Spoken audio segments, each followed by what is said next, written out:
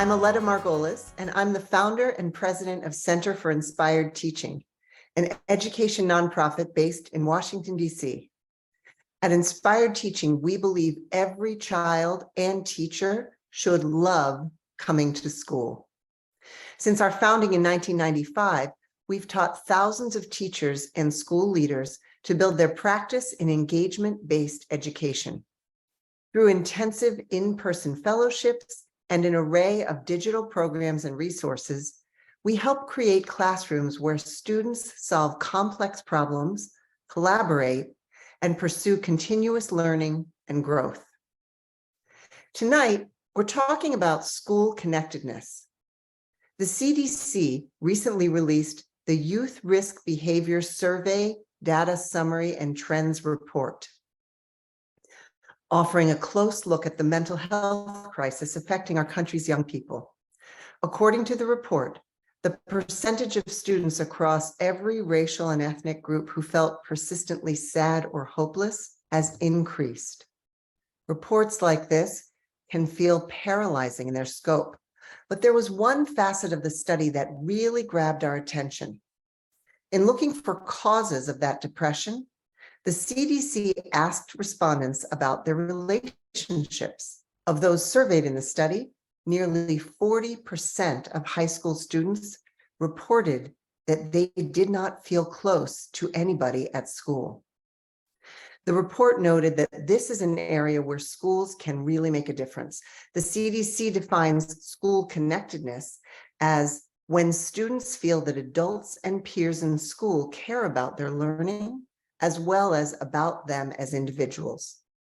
This includes a sense of being cared for, being supported, and belonging at school. The report concludes that school connectedness has a long-lasting protective impact for adolescents well into adulthood on almost all the behaviors and experiences included in this report. So we've been shining a light on what can be done to ensure all students feel connected at school. And I'm going to start this evening by introducing a guest that we have with us who's just joined us to explore that topic with me tonight. I'm joined by Dr. Tangy Millard, who is the principal at West Potomac High School in Alexandria, Virginia. She's worked in education for nearly 30 years, starting as a teacher and moving through roles as a school counselor, assistant principal, and principal in schools throughout the DMV, the DC, Maryland, and Virginia area. Thank you, Dr. Millard, for joining us tonight. Thank you for having me. Dr. Millard, you started in your role at your current high school in 2017, which Yes. means you've been there in the before times and now on the other side of this pandemic. Yes. How are you doing? Oh, well, thank you for asking. I would be not honest if I said all is well, right? It's been a rough ride these last few years. I think there was this thought that once the pandemic was over, we would go back to life as we know it, and that life doesn't exist. Especially in the world of education. We are in a new era, and that change and those adjustments to breaking up all the things that go with that, when you layer on all the other needs around mental health, et cetera, it's been tough. I've been tired and weary on many days, but then I also still have all the joys of working with children and watching them succeed. And I'm just logging in now because I was coming from a senior night, right? And that's amazing. I look at these little these seniors and remember them as freshmen in the pandemic and all the things that they've had to go through, and then to see them come out on the other end, it's definitely a joy and a blessing. Well, we really appreciate your being with us, especially after a very long day on your senior night. And I also appreciate your sharing both the joys and the challenges of your work. A lot of times as adults, we feel like, well, we certainly are role models for the young people in our lives, but we feel like we need to project, oh, I've got it all together, I've got it all figured out, which of course doesn't actually communicate to young people what life is really like. So I appreciate your sharing the challenges and the joys of of working with students. I want to ask you about the CDC report that we've just been talking about. The report speaks to a growing trend of mental health issues, particularly among teens. What has that looked like in your experience as a leader in high schools over the past decade? I would love to say that it doesn't look like that, but it absolutely mirrors the information from the report. That has been the constant uphill struggle that we have been addressing since March of 2020, essentially. We are seeing rates of anxiety and depression and self-harm like I've not seen in my 28 years, to be honest. That those rates in children are also being reflected in adults. That's a new uncharted territory, I think, for many educational leaders, just trying to help and support and manage the mental health needs of our staff alongside the growing needs of our students, and really struggling to find the supports necessary, that there's a massive shortage, like there is in everything. There is a shortage in mental health services and supports for young people, particularly, and long wait lists, not being able to have immediate care, and then those students still trying to push through at school and get things done the way they always have, but still trying to deal with all of these additional challenges. And you referenced this a little bit, but would you tell us a little bit more? How's it affecting the adults in the school community? I think that the adults, as we always do, especially in education, our goal is to sort of surround children, rally for them, provide them a safe space. But when you're absorbing that level, plus you have your own mental health needs, I am seeing a massive spike in the mental health needs of my staff, and trying to support them, not just through the everyday life things, but them dealing with anxiety, depression, loss, grief, all of these things that are starting to impact their day-to-day as professionals. So it is a vicious cycle of everyone in the community needing levels of support that we're not equipped for. We weren't ready for this. We weren't ready for this wave. And society-wise, we weren't ready. Profession, we weren't ready. And really trying to find new ways of supporting that mental health, the day-to-day mental health needs of our students and our staff has been the challenge. No, absolutely. And we, of course, we know from ourselves as teachers and from all the teachers and school leaders we work with that it can feel absolutely overwhelming. As we grasp for some sense of hope and some sense of what can we do, this focus in this CDC report on school connectedness has been something we've been really delving into at Inspired Teaching in supporting educators and parents for a long time, but very intentionally for the past few months, on helping to create that feeling of belonging for young people and for adults. And I understand that you have some projects you're working on at your school in that realm, and I'd love to hear about them because we want to know what's happening at your school, and also because I'm sure some of our listeners will be so appreciative to have some ideas that maybe they can try. Oh, absolutely. 2 years ago, so right around the pandemic, our district started using an SEL screener to really look at student mental health and really to try and quantify it. We're a massive district, 189,000 kids, trying to wrap our minds around what is it that the kids are telling us, what are the needs there. And for West Potomac, our SEL screener really quickly and very clearly showed a lowered level of that sense of belonging. That is one of the indicators measured by the screener. And even though we are extremely diverse district, but West Potomac stands out as I'd like to say beacon of diversity in that it's inclusion. There's every kind of kid, 40 different languages, you name it, we have it at West Po. So when all kinds of kids are all saying the same thing about not feeling connected or losing that sense of belonging, we knew there was a journey that we needed to go on. Because if they don't have that, it is very difficult to find the need to come into a building that they don't feel that they belong to stay engaged in the school, not just in the classroom, but outside of the classroom. So we knew that this was going to be a huge endeavor for us, but it was one that we needed to start to work on. And so, one of the biggest places that when we dug into that data more and asked even more questions of our kids, their voice, student voice became a big piece of that sense of belonging, them feeling like things were being done to them. And I think that can easily be said for teenagers in high school. But when you compound the 2 previous years of COVID, when there was no control, right, for them, and no real way to determine or understand or make sense of their academic world because of the way things shifted so drastically, I think that sense of having no voice and feeling like they had no control was being compounded by the times that we were in. So increasing opportunities for not just the student leadership group to have a voice, but to also increase that voice amongst our diversity clubs, to increase that voice amongst our advisory groups, which we have, that we had in place prior to COVID, to create small communities of belonging, right?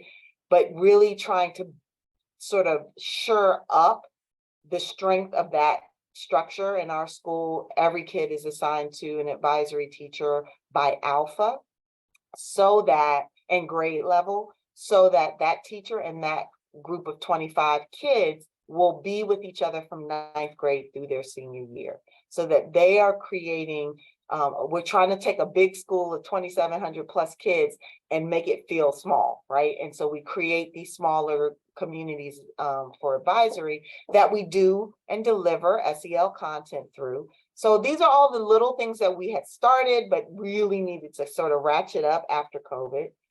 And then another area was just kids and staff talking more about the sense of belonging through the wellness lens, not feeling like school provided them a safe space for their mental health. How can we reduce that feeling of anxiety and stress and just increase levels of disconnect?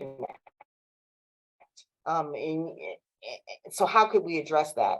And so we this year took a pretty big endeavor of having 2 full wellness days. They were full school days, 2-hour early release days, but we used the entire time to do a full school wellness, staff and students. We literally staff were involved in offering wellness activities throughout those days that ranged anywhere from, we had a full petting zoo with a camel and a llama and a capybara and all these things, to ice cream making, to bird watching, to pickleball, to, just things that staff wanted to offer to kids, and kids would be able to sign up. So we had over 100 different activities that kids could sign up for. They did 4 different rotations throughout the day and had 4 different fun things: karaoke, double dutch. I mean, you name it, it was there. And the first time we did it was the end of 2nd quarter. And the response from staff, students, and parents about that day blew us out of the water. The level of joy, the level of connectedness, because now I'm working with this teacher who is teaching me how to bird watch. I signed up for it. I was interested. Let's see how this goes. I'm getting to see this teacher in a whole new lens. We're people at the same level doing something that we both enjoy, and getting to know one another and other kids connecting on that same level. We even had like a car washing breakout where a teacher offered car washing, right? And thought, who's going to sign up for this? But we'll see. It was an all-day event. There were so many kids that wanted to be out there to wash cars, and it put them in their zen. They had a great time. it was so eye-opening to us that it was so little that it took, in the sense of lots in planning, but little in the ideas. That something as small as karaoke or pickleball for 45 minutes was going to change the outcome, feelings, and that sense of belonging on such a grand level. We had separate breakouts for teachers. We made sure that they had time to rotate through and go to anything that they wanted to go to. We had special ones for the adults, but meant like sound bathing, which was a hit. I don't know if you ever heard of sound bathing, but whoa, that was a hit. Everybody was coming out like, oh, this is great. I was like, we have to do this again. All the way to them wanting to jump double dutch with kids, right? And it still being a wellness event for them as well. So those two, we did one at the end of second quarter, and we just did our last one at the end of third quarter last month. And it was amazing. It sounds extraordinary, and you talk about it being simple, but I can imagine certainly the planning would not be simple for something like that.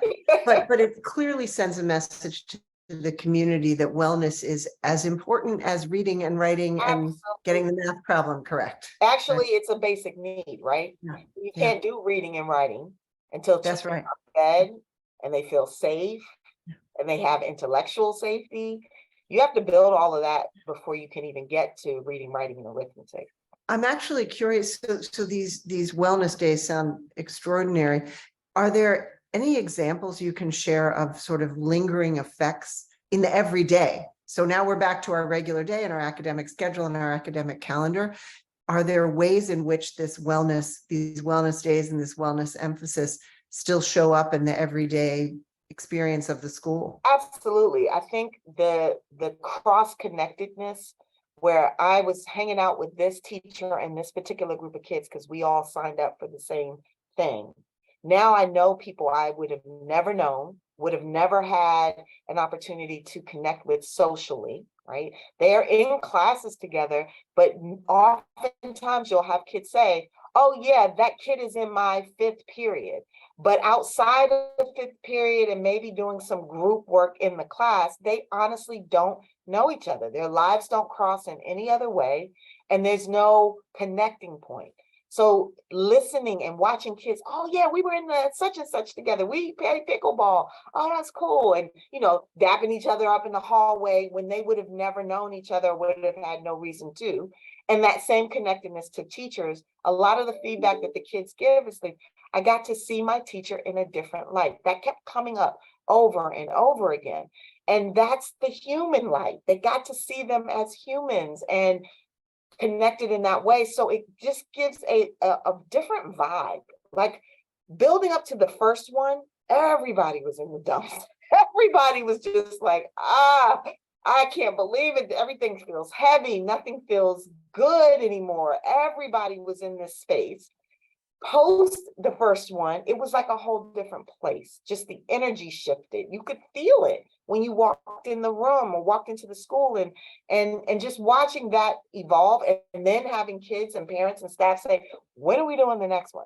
Like, we should be doing this all the time. We kept getting that kind of feedback. So to your question, how do we figure out how to build that feeling in, that kind of work in to the day-to-day, and it not just be the stop points only within the calendar, right? Like that there's a way to do schooling differently is, I guess, what I'm getting at.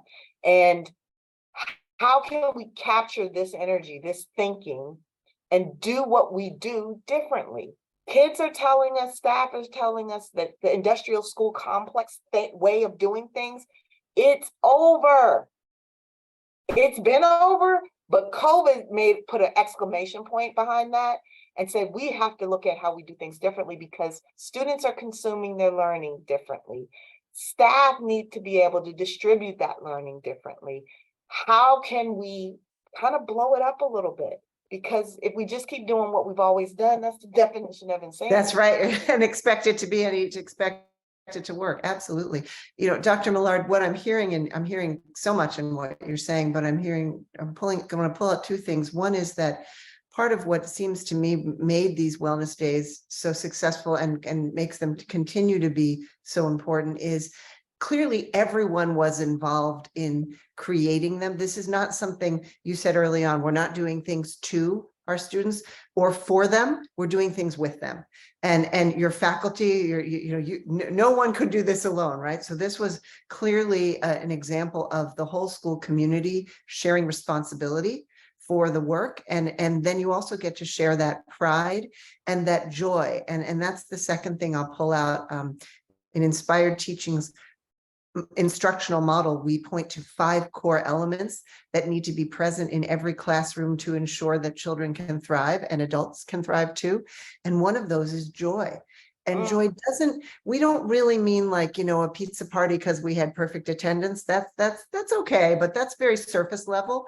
We're talking about the joy of, I worked really hard to run my session on bird watching, and oh my gosh, it worked, right? I worked really hard to figure out the math problem that I didn't think I could solve, but look at me, I did it.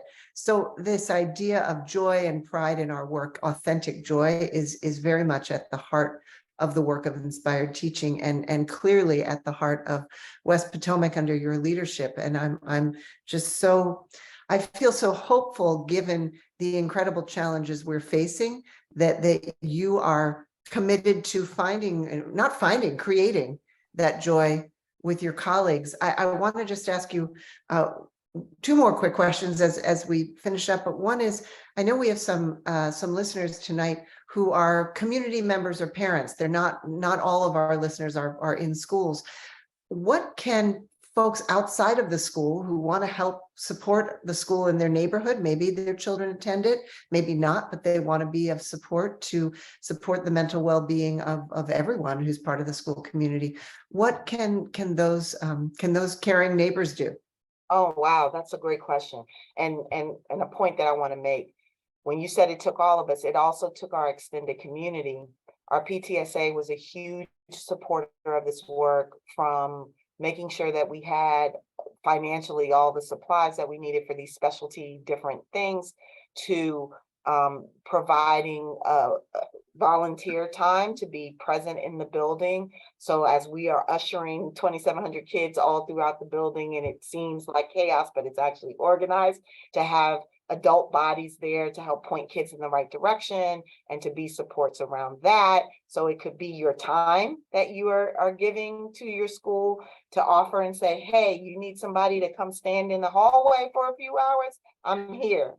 Let me know when, and I can do that for you. All the way to helping financially support these initiatives. There is no budget for wellness. Doesn't exist. We had a wellness budget, which is why we were able to pull this off, because of ESSER funds, but ESSER funds are over at the end of this year. So in order to continue to do this kind of stuff, it does take money. So being able to support, and even if it's donating things that might be needed for the school, is a huge help. Offering your time and your expertise. Maybe you have a special gift that you want to share. We had some of our sessions be run by community members. So it can definitely be a whole community involvement, and it isn't just one way or another. You can find an entry point, but the help often dries up at the high school level, meaning adults wanting to come into the space. Lots of adults go to elementary because they're the little ones, and it's something that everybody kind of sees as a natural fit. And then we start to say, oh, well, those are big kids. They don't want this, or they don't need that, or they don't like happy faces on their papers. Well, I'm here to tell you, secret, they do. And they are just big bodies, still little kids, right? And need that support. So finding an entry point, reaching out to your school's principal and saying, hey, here's what I could offer. How can I help you? If you are a community member that actually has the ability to support some mental health needs because that's your profession, and you're willing to donate some time and hours to give free some counseling, do it, because there's just not enough. And there's so many people who don't have the means to provide the counseling for themselves, though they would be willing to go, they just don't have the access for a lot of other reasons. So any of those things would be a great partnership for the schools. Thank you so much. And my last question is just in this incredibly challenging time where we are seeing these mental health needs skyrocketing and working so hard to support our colleagues and our students, what brings you hope? Oh man, I always have hope in our kids. Watching them navigate these last few years has been extremely hopeful, but more inspiring than anything. I don't know that my generation, our generation, would have been able to adjust with such power. Our kids came out of this understanding that they are new and their world is new, and that they had to function in a new way. So when we started to apply the old stuff to them, they started to let us know that's not going to work. And we're going to need something else. And hey, I have something to share about that. And I want my voice to be heard. My kids don't shy away from anything. And when it's time to make the school better, they're willing to partner with us to do the work. They're not just here to say, well, we don't like this and we don't like that. They're solution focused this generation. They're different, right? And so take the power that they've garnished by going through a pandemic in any part of their education, their formative years, and harnessing that for who they will be for us in the future is extremely hopeful. We just got to get it right to cultivate that power in such a way that it continually becomes a feedback loop to help us to move our society forward. So I have a ton of hope about what our kids are able to do and what we as the educators working with them, to your point, are going to be able to accomplish in the future.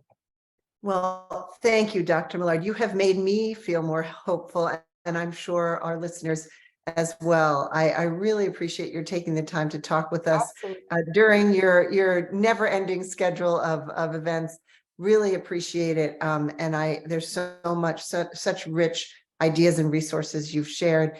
Thank you. I'm going to, as we close out, I'm going to share a tool that Inspired Teaching uses to help teachers and school leaders think about meeting learner needs. Just as you said, we learn so much when we observe our young people and build on what they offer. This tool is a tool we developed based on the work of psychologist William Glasser. It's called the ABCDE of learner needs. And the idea is that when young people, or even not so young people, exhibit unwanted behaviors, which of course happens, instead of thinking, how do I punish them? Or what kind of consequence do I apply? What if we think of this behavior as communication, as the expression of an unmet need? And so we have categorized these unmet needs in the ABCDEs to help us remember them. And the A is autonomy. I want to have a say in what happens to me. And we know, especially for adolescents, a lot of times young people don't feel that they get to make a lot of choices. Not that they don't feel it, it is true. Often in school, you're told where to go and when to be there and what to do when you get there and what to do when you go home at night. And that need for autonomy, if that's not met, that can really create a lot of struggle and a lot of problems for the learner. So how can we as teachers and parents meet the need for autonomy?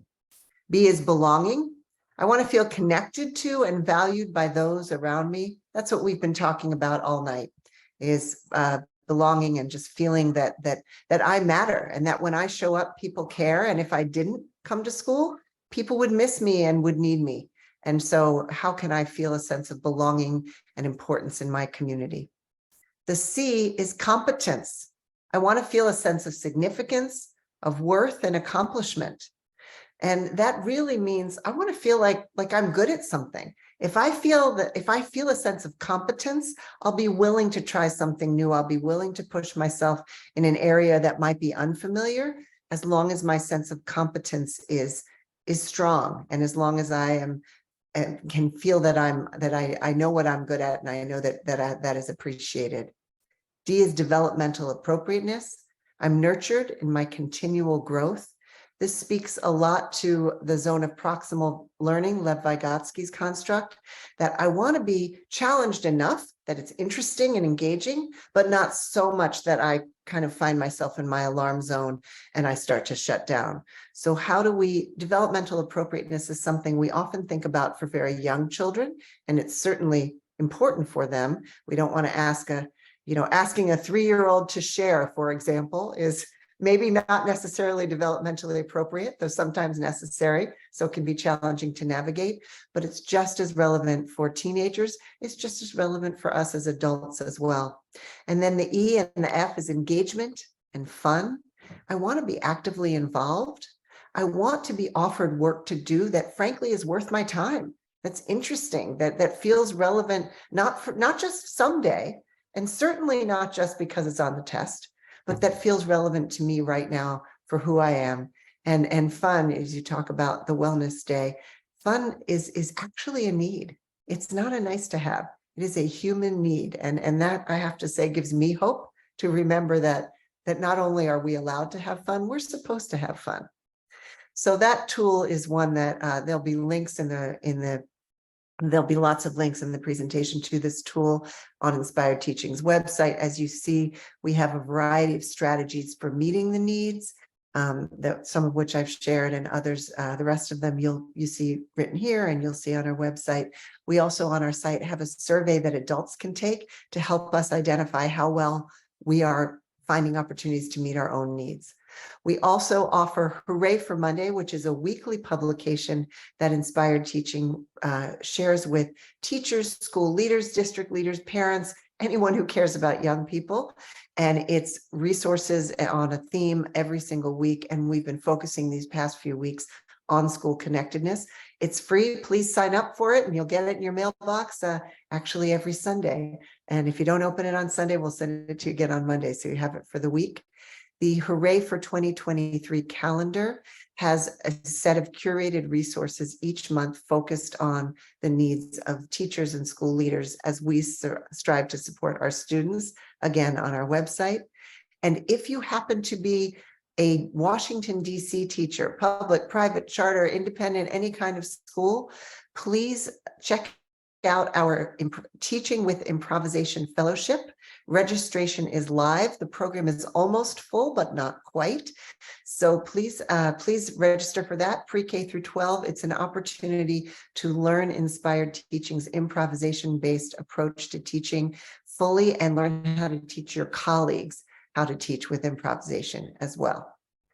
And finally, we have a new article that's out just this month in Kaplan magazine that I wrote about Inspired Teaching's work, about our improvisation-based professional learning for teachers, and the connection there to school connectedness is that when we teach teachers to think like improvisational actors, which means have a very clear goal and welcome input, welcome surprise, welcome the crazy idea that a student has, welcome the need that a student expresses, welcome the fact that it snowed outside in the middle of a lesson, and incorporate that while remaining laser focused on the goal. As we teach that, we are building community, we're promoting relationship building and helping teachers to feel that sense of belonging and connectedness and success that can really speak to their work, to our work as professionals. So thank you again, Dr. Millard. Thank you to all of our listeners and our audience tonight. And we really appreciate all of your work in making sure that our young people are well supported and well connected. And we wish you a great evening.